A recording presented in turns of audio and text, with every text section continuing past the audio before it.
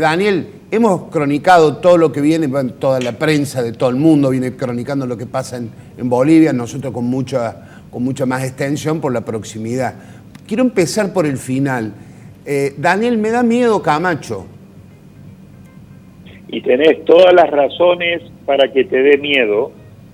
Camacho forma parte de una tendencia regional y global, que es el avance de la ultraderecha, ultraconservadora con fanatismo religioso. Lo tenés al lado a Bolsonaro, y anoche en las elecciones españolas, las cuartas que España tuvo en 4 años, Vox, que es el partido de extrema derecha, que tuvo un avance muy importante en materia de bancas, también con un lenguaje y con un discurso muy extremista. Así que si a eso le agregás también la irrupción de otros líderes con esta característica de ser fanatismo religioso, ultraconservadores y ultraderechistas, estás ahí encontrando una tendencia muy peligrosa. Camacho hay que inscribirlo dentro de ese grupo.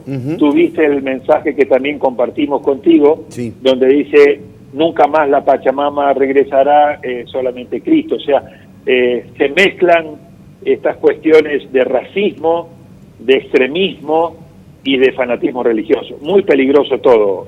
Es muy peligroso, sí. Digo, esto no exime la responsabilidad de Evo, porque los errores que cometió Evo también hay que resaltarlos, ¿no? Sí, totalmente de acuerdo. Por eso yo no he estado desde ayer y hoy en muchas entrevistas y digo, miren, acá hay responsabilidad de ambos sectores. Esto es una crisis autoinfligida de Evo, que comenzó a forzar su propia constitución adoptada en el 2009 para buscar un 4º mandato consecutivo, forzando un referéndum en el 2016 que perdió y no le hizo caso, forzando una interpretación constitucional a su favor con la influencia que tiene sobre el Tribunal Constitucional, y luego un proceso electoral totalmente plagado de irregularidades, como comprobó la auditoría de la OEA. ¿Cuál es el pecado original y capital de Evo en este aspecto? Su deseo de continuar, reelegirse, volverse en el hombre indispensable y no haber generado una sucesión, un liderazgo que lo pudiera suceder en términos democráticos.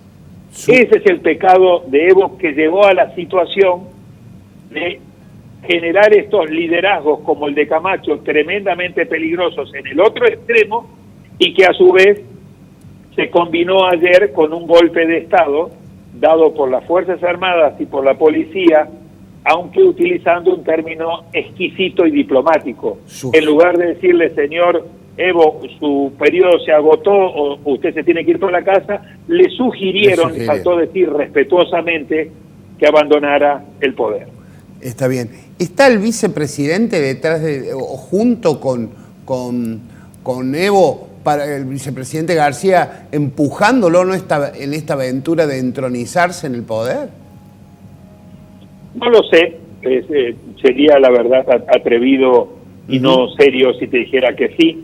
Yo creo que Evo, que hizo, vuelvo a decir, ha sido un presidente muy exitoso en lo económico, sí, claro, y ha sido un presidente muy exitoso en la transformación social. Cuando él renunció ayer y dijo, yo dejo un Bolivia mejor, en lo económico y en lo social tiene toda la razón. Su pecado ha estado en lo político, y es producto de estos procesos y de estos grupos políticos que no encuentran un límite, se vuelven el fenómeno de la mujer o del hombre indispensable.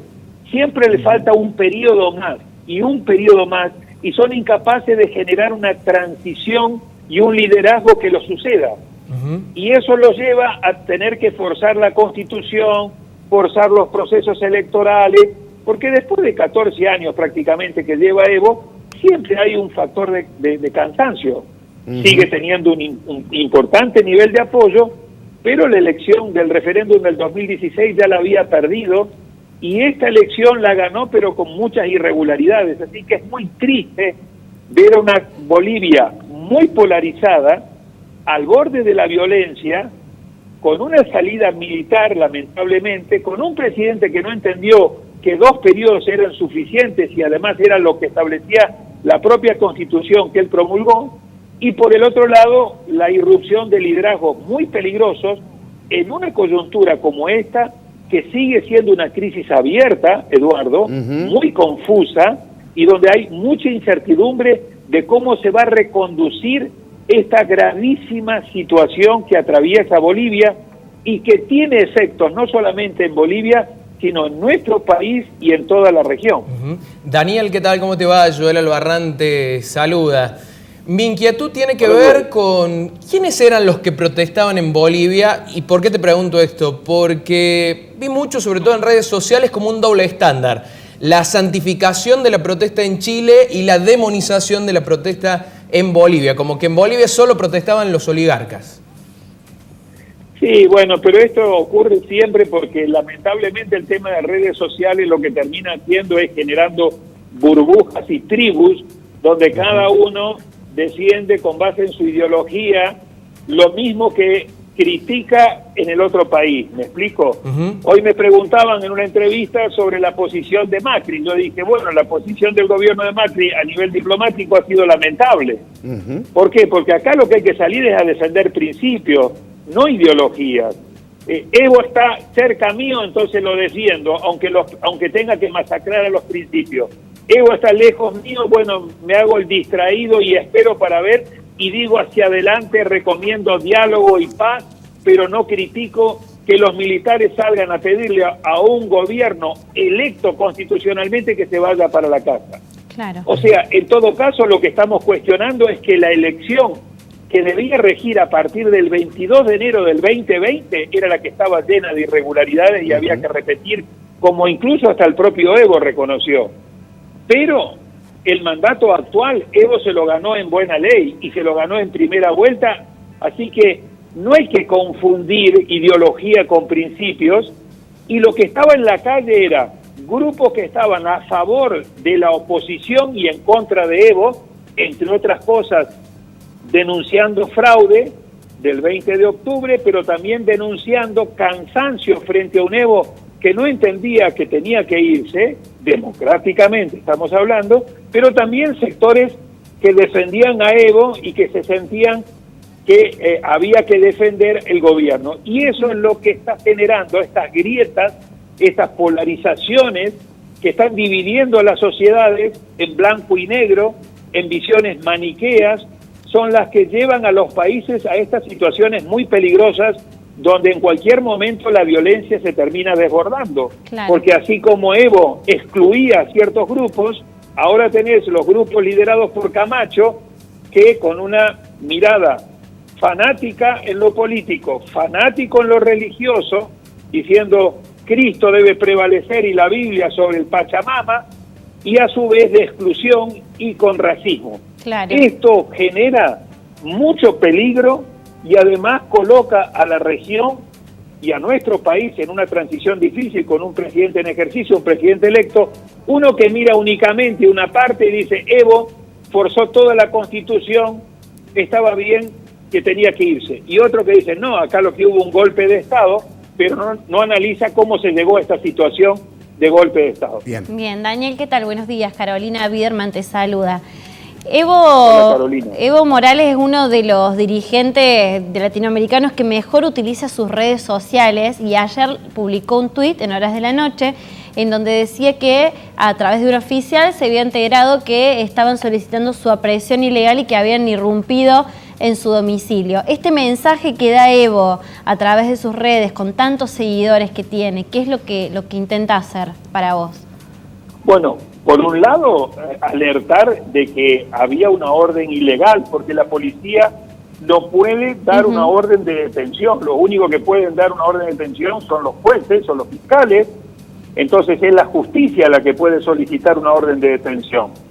Eso fue luego desmentido por el propio jefe, el comandante de la policía, que dijo que no había ninguna solicitud formal, oficial, para detener a Evo. Eso surgió de otro tuit que Camacho puso un rato antes del de Evo, donde decía que Evo estaba aislado en el Chapare, que le habían quitado el avión, que estaba cercado y que había una orden de detención, y eso fue acompañado por un policía desconocido, sin ningún tipo de jerarquía, que dijo: un comandante me llamó para que detenga a Evo Morales, lo cual es un acto, vuelvo a señalar, de mucha peligrosidad, porque entramos en cacería de brujas, en revanchismos que pueden terminar muy mal, porque anoche entró un sector pro Evo a ciertos sectores de La Paz y han hecho una situación de saqueo y de destrozo muy grave. Así que cuidado con andar sacando demonios de un lado y del otro, porque esto puede terminar en un desborde de violencia.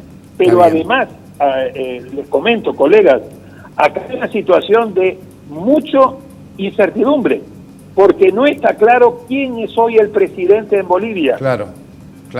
Los 4 niveles de sucesión que establece el artículo 169 han renunciado los 4, todos: presidente, vicepresidente, presidente del Senado y presidente de Cámara de Diputados. Hay una vicepresidenta segunda, Yanine Áñez, de la oposición, que dice: yo voy a convocar al Congreso de manera provisoria y urgente para que el Congreso primero conozca de la renuncia de Evo y la acepte, porque mientras eso no ocurre, Evo formalmente sigue siendo el presidente por el artículo 170 de la Constitución Política. Daniel. Y segundo, para determinar quién va a ser el gobierno en Bolivia, donde hay una situación de vacío de poder.